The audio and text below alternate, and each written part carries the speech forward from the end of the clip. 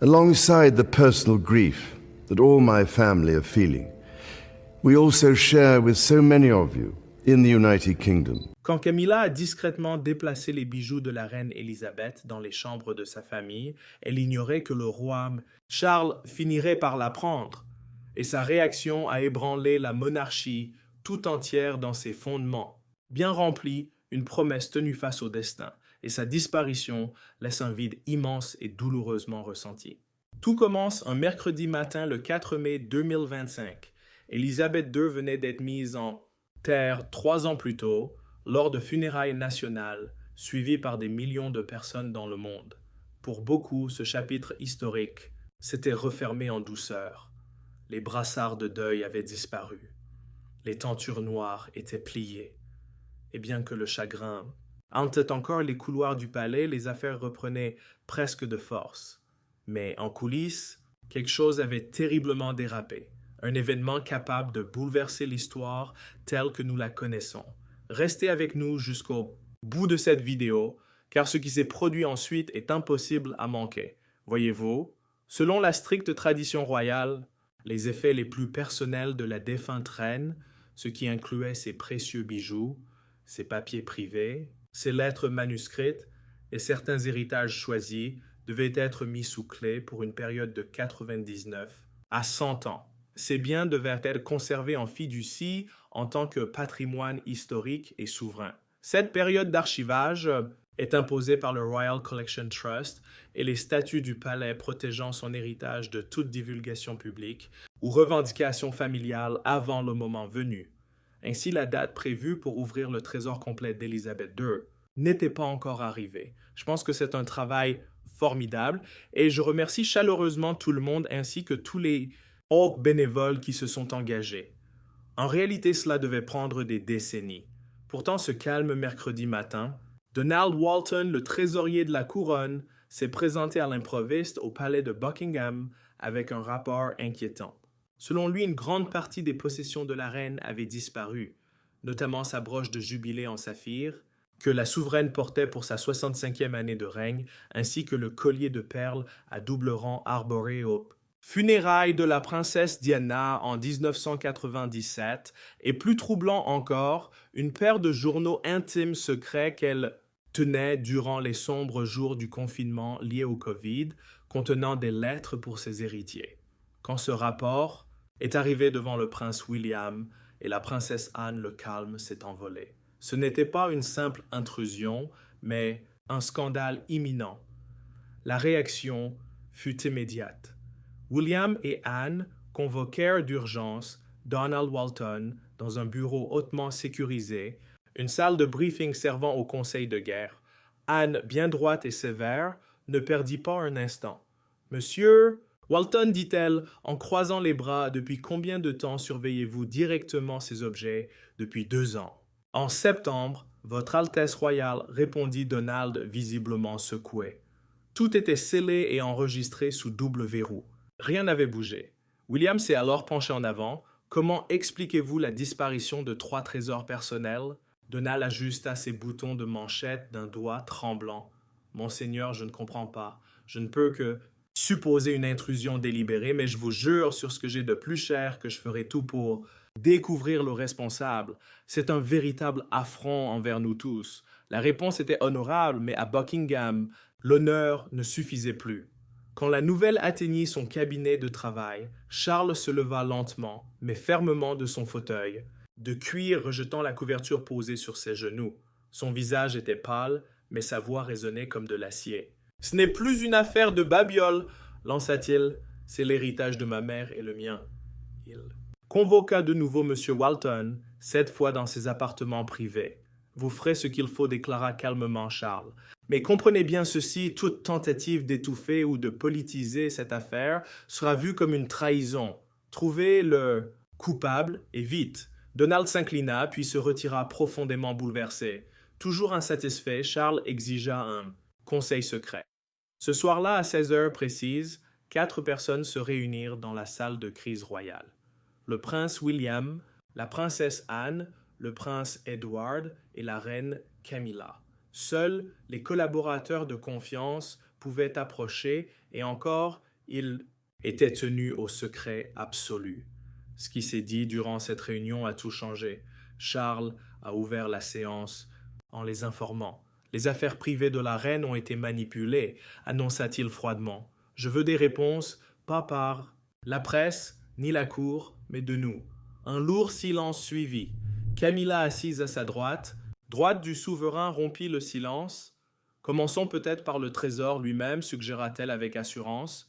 Avons-nous envisagé l'évidence que M. Walton ait agi par intérêt ou avec de l'aide? Suggérez-vous qu'il ait volé? Demanda Edward, surpris. Je dis simplement qu'il ne faut pas l'exclure, répliqua Camilla. Ces objets ne s'évaporent pas ainsi. William acquiesça. Elle a raison. On ne peut ignorer cette piste. Peut-être n'était-il pas seul. Charles tapota ses doigts sur la table. Il ne l'accepterait pas venant de moi, je pense, à cet âge-là. Non, mais je serais curieux de savoir comment il s'en est sorti. Vous me demandez d'interroger publiquement le trésorier royal. La voix d'Anne résonna très tranchante. C'est absolument hors de question. Pas après. Ce qui s'est passé avec Margaret Stafer en 89. Une fausse accusation a presque détruit sa vie. Personne dans la maison royale n'oserait voler ne serait-ce qu'une épingle. Je suis d'accord, a ajouté Edward. Nous devons avancer prudemment. Si nous accusons l'un des nôtres et que cela s'ébruite, cela va déclencher une nouvelle tempête médiatique. Un silence pesant s'installa dans la pièce. Finalement, Charles hocha la tête. Il était évident qu'il avait pris sa décision. Nous laissons la trésorerie mener son enquête interne en toute discrétion, mais nous menons la nôtre sous l'autorité royale. Elle me fera directement son rapport et personne en dehors de cette pièce ne le saura. À exactement 17 heures, Charles a convoqué Sir Clément Mallister, le directeur de la sécurité royale, dans son bureau privé. Un homme possédant des décennies d'expérience dans le renseignement clément avait servi à la fois la reine et l'ancien premier ministre durant les crises internationales. Seulement 3 personnes étaient présentes, Clément Charles et Camilla. Charles se tenait près de la cheminée, vêtu simplement d'un gilet bleu marine et d'un pantalon gris. Camilla était assise à l'écart, silencieuse mais très attentive. Clément a dit Charles, nous subissons une faille de sécurité majeure, impossible de faire confiance à la hiérarchie habituelle. Je vous désigne pour diriger une enquête confidentielle de la sécurité royale. Discrétion absolue. Vos rapports seront pour moi seuls.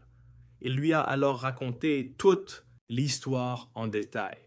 Après cela, Clément fit un hochement de tête ferme. Compris, Votre Majesté. Calendrier. Premier résultat d'ici 10 jours. Rapport complet sous 30 secondes. Et si je découvre des vérités dérangeantes? Demanda Clément. Le visage de Charles se figea. Alors nous les affronterons, peu importe qui cela implique. Dès le lendemain, c'est-à-dire le jeudi 5 mai 2025, l'histoire était partout. Les médias de tout le Royaume-Uni, et d'ailleurs, étaient inondés de titres comme « Trésors royaux disparus »,« Le palais en crise »,« Les trésors de la reine Élisabeth disparus », Buckingham se tait où sont les joyaux et qui les a volés, et comme toujours, Internet a fait ce qu'il fait toujours. Il a spéculé. Les théories du complot ont fleuri comme de mauvaises herbes, un coup interne. Les gens exigeaient une réponse. La situation est devenue si critique qu'en une seule matinée, M. Donald Walton a tenu 7 points de presse, tous plus désespérés les uns que les autres. Son ton est devenu défensif, puis erratique et finalement vide. Rapidement, la presse a cessé de le croire. Certains se moquaient même de lui. Cet homme ne peut même pas sécuriser une broche, ironiser un gros titre pour calmer ce récit qui s'effondrait. La famille royale a dépêché le prince William. Il paraissait calme, imperturbable. Il s'est présenté devant les caméras devant Clarence House pour faire sa déclaration.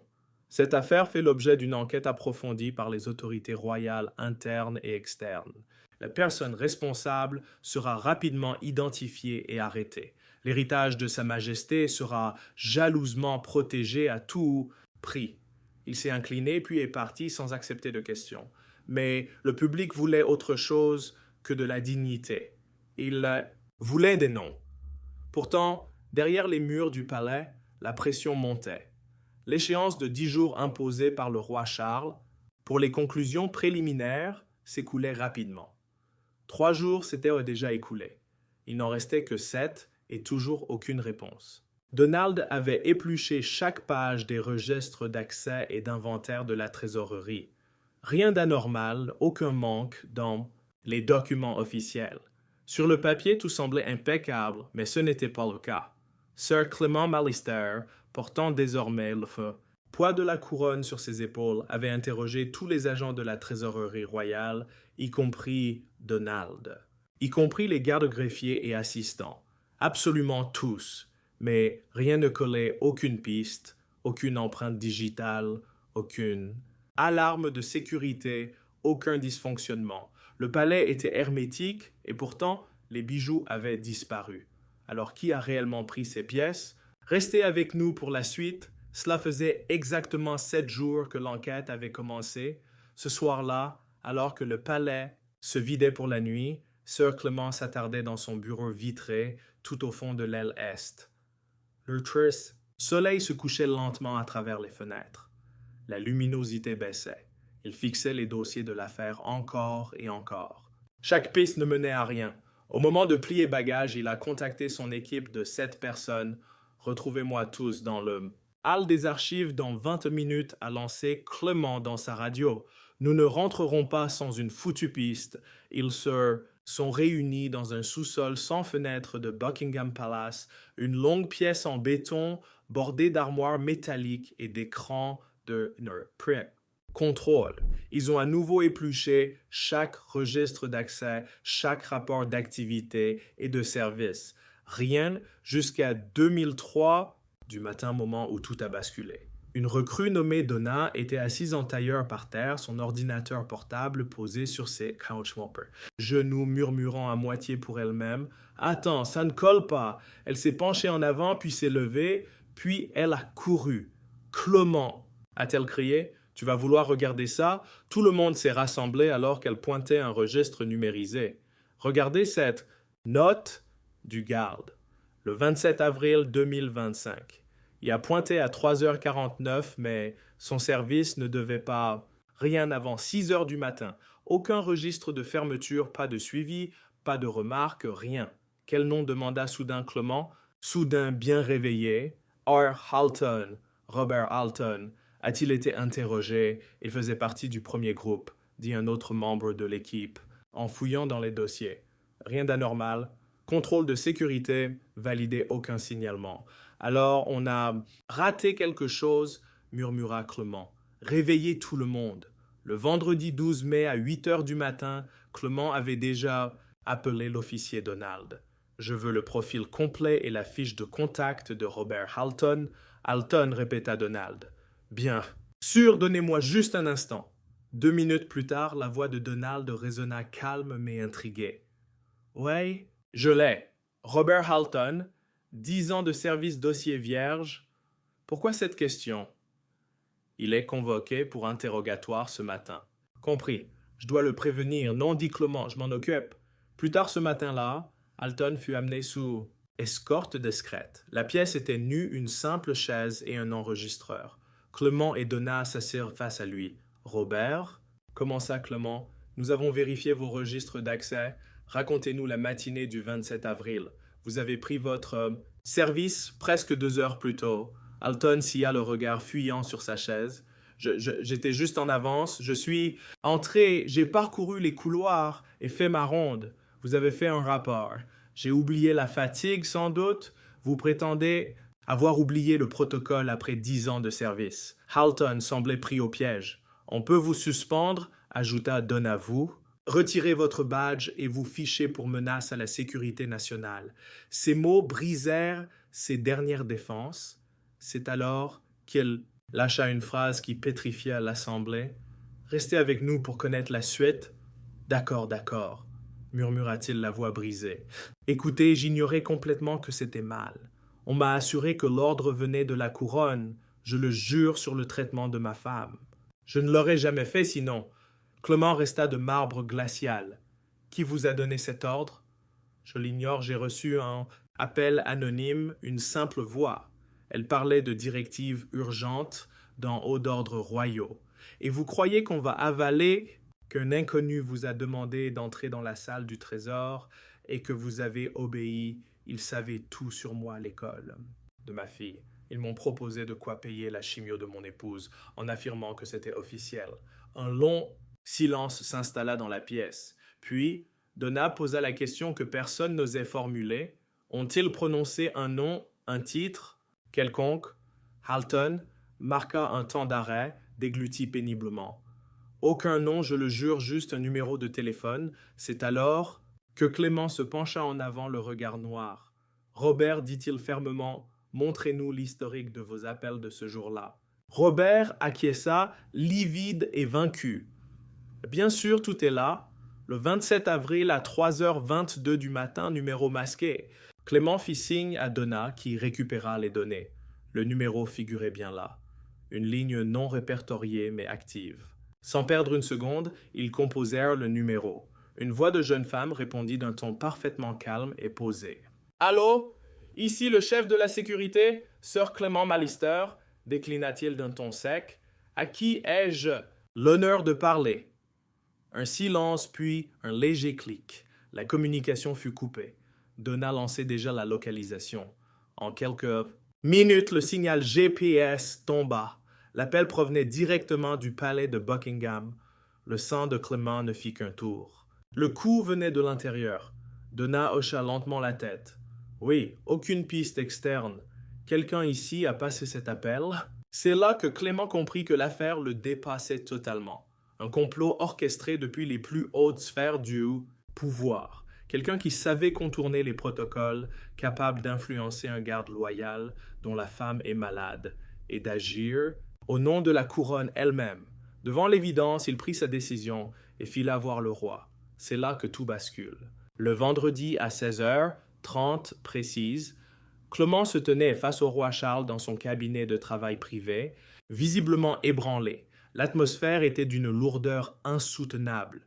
Le souverain leva les yeux de son bureau, ses lunettes posées sur un dossier en cuir. « Qu'avez-vous découvert » demanda-t-il, d'un ton grave mais assuré. « Votre Majesté, commença Clément avant de dresser le bilan complet des recherches. Nous avons retracé l'appel qui ordonnait à Robert Halton de s'introduire dans la chambre forte. Le signal provenait de l'intérieur du palais de Buckingham.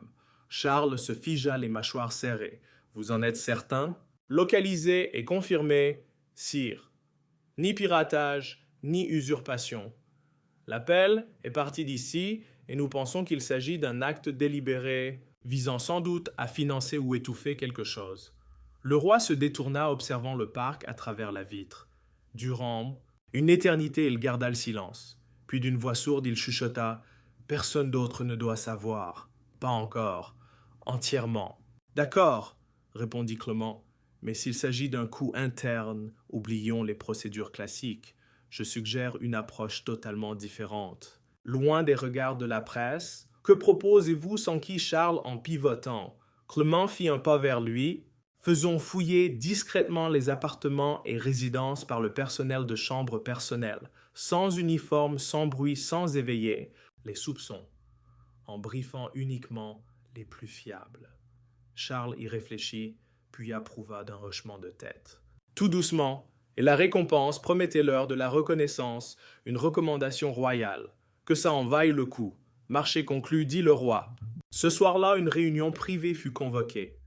Chaque femme de chambre, chaque valet et serviteur de confiance de la haute famille royale étaient présents. Ils étaient réunis dans les sous-sols de l'aile est. Le roi Charles, en personne, s'adressa à eux. « Je ne vous parle pas seulement en tant que souverain, dit-il, mais comme un fils qui pleure sa mère. Son héritage a été sali. L'un d'entre vous peut aider à le réparer. Si vous trouvez quoi que ce soit, absolument n'importe quoi, vous devez le signaler directement à Sir Clément, et je le promets au nom de... La couronne, votre fidélité sera récompensée. » Les fouilles commencèrent aussitôt et dans la plus grande discrétion. Chaque femme de chambre se déplaçait dans sa zone comme une ombre silencieuse et invisible. Pendant 2 jours, rien ne remonta. Chaque membre de la famille royale fut traité sur un pied d'égalité, William and Edward et même Charles lui-même. Mais le soir du dimanche 14 mai, le silence se brisa. Une des femmes de chambre, Eleanor Artridge, affectée aux appartements privés de Camilla, se présenta devant Clément. Elle était hors d'haleine blême. Je crois que j'ai trouvé quelque chose, murmura-t-elle dans la chambre de la jeune Elisa. Elisa répéta Clément. La petite fille de Camilla. Oui, monsieur. C'était dans une boîte à bijoux en forme de lapin cachée sous son armoire. Il s'agissait de la broche du jubilé de saphir, l'une des pièces précisément déclarées disparues de la collection personnelle de la reine. Et Eleanor la lui remit les mains gantées. En moins d'une heure, l'authenticité de la broche fut confirmée. C'était bien la vraie et elle n'était pas sortie du coffre depuis la mort de la reine. Clément et le roi la contemplèrent en silence. Une seule personne aurait pu y avoir accès et la transmettre de la sorte, murmura Clément. Convoquée, la reine Camilla ordonna froidement Charles. Camilla arriva 25 minutes plus tard, vêtue d'un manteau vert foncé et de perles. Elle entra dans les appartements privés où Charles Clément et Donna l'attendaient. Charles dit-elle d'un ton léger de quoi s'agit-il. Le roi ne répondit pas. Lay désigna simplement la broche posée sur le plateau de velours, retrouvée dans la chambre d'Elisa, dit Clément sans détour. Et l'appel qui a ordonné à Halton d'ouvrir le coffre-fort, nous l'avons tracé. L'appareil se trouvait dans son aile, précisément dans la pièce où nous avons découvert la broche. Camilla ne scia pas d'un poil. Elle fixa l'objet, puis Charles. C'est absurde, lança-t-elle. Vous, croyez vraiment que j'ai ordonné de voler le coffre de votre mère pour le cacher chez ma petite-fille? Personne d'autre n'aurait pu y avoir accès, Camilla, dit Charles d'une voix lourde. Ce n'est pas une simple accusation, c'est une trahison. C'est un coup monté, répliqua-t-elle. Quelqu'un veut salir ma famille. C'est politique, ça l'a toujours été. Vous n'avez jamais eu confiance en ma lignée. Alors dites-nous, demanda Clément, qui voudrait faire une chose pareille. Qui d'autre avait les moyens, l'accès et un mobile? Camilla garda le silence, mais l'histoire ne s'arrêta pas là. À cet instant, elle comprit qu'il n'y avait plus rien à cacher. Les preuves étaient bien trop précises, la piste beaucoup trop évidente. Pourtant, elle ne comptait pas s'avouer vaincue si facilement. Pas complètement. Elle se redressa, fixa directement le roi Charles et déclara d'un ton calme mais ferme « Je ne l'ai pas volé. J'ai pris ce qui... » De son vivant, votre mère me l'a dit elle-même, ce bijou me reviendrait un jour ou l'autre. Alors pourquoi le garder sous clé? Pourquoi attendre? D'où vient d'ailleurs votre propre intérêt pour les chevaux? Je ne faisais qu'honorer sa parole. Et puis, Kate et Meghan possèdent bien des tas de bijoux de Diana. Pourquoi n'aurais-je pas droit à celui-ci? Un lourd silence s'installa. Pas un membre de la famille ne bougea. L'atmosphère devint étouffante, mais Charles ne se laissa pas attendrir. Ses yeux, fatigués mais perçants, cherchèrent la vérité dans son regard, n'y trouvant que de l'auto-justification, aucun remords. D'un geste lent et délibéré, le roi Charles convoqua les plus hauts dignitaires de la maison royale et leur annonça ce qui allait devenir l'une des décisions royales les plus controversées depuis des décennies. Devant eux tous, il dépouilla Camilla de ses fonctions officielles de scène, titre et de toute prétention future sur les biens de la couronne pour elle et ses proches. Cette monarchie, dit-il, repose sur le service et la confiance. Si nous perdons cela, nous perdons tout. Ce soir-là, la nouvelle éclata au grand jour. Si l'on revient au tout début de l'affaire, les écrans de télévision de tout le Royaume-Uni s'illuminèrent de titres fracassants. La reine. Camilla déchue de ses droits royaux suite au scandale des bijoux disparus. Le palais confirme la décision sans précédent du roi Charles contre son épouse. Les réseaux sociaux s'enflammèrent entre choc et soulagement. Beaucoup se demandaient si elle avait vraiment volé cet objet ou si la reine lui avait bel et bien fait cette promesse intime. Mais l'avis général restait sans appel, justice avait été rendue. Ce soir-là, juste avant 21h, le roi Charles diffusa une allocution vidéo préenregistrée destinée à la nation. Il paraissait extrêmement fatigué, mais restait très digne assis derrière son grand bureau orné des armoiries royales. « Mes chers compatriotes, commença-t-il, au sujet de la disparition des bijoux royaux. Il est tout à fait exact qu'ils ont été retrouvés en possession d'un membre de ma propre maison. Cette personne a d'ores et déjà subi les sanctions requises par notre protocole royal. Ce n'est pas un moment de réjouissance, mais le simple accomplissement d'un devoir. Il a par ailleurs félicité tous les responsables de l'enquête, et c'est tout ce qu'il a dit. Même si c'était l'un des messages les plus difficiles qu'il ait jamais transmis, et peut-être le plus douloureux choix de sa vie, c'était aussi le plus important. Si moi, je pense qu'il y a une raison, parce que parfois donner l'exemple et laisser un héritage de responsabilité importe plus que de préserver l'amour. Et surtout, la couronne doit toujours passer en premier. Alors que pensez-vous de la rupture choc de la reine Camilla avec le roi Charles? Est-ce que la justice a vraiment été rendue ou ce drame royal cache-t-il d'autres secrets? Partagez votre avis avec nous dans les commentaires. Si la vidéo vous a plu, aimez, partagez et abonnez-vous à la chaîne. Cliquez aussi sur la vidéo suivante. Sur votre écran, vous allez vraiment l'adorer.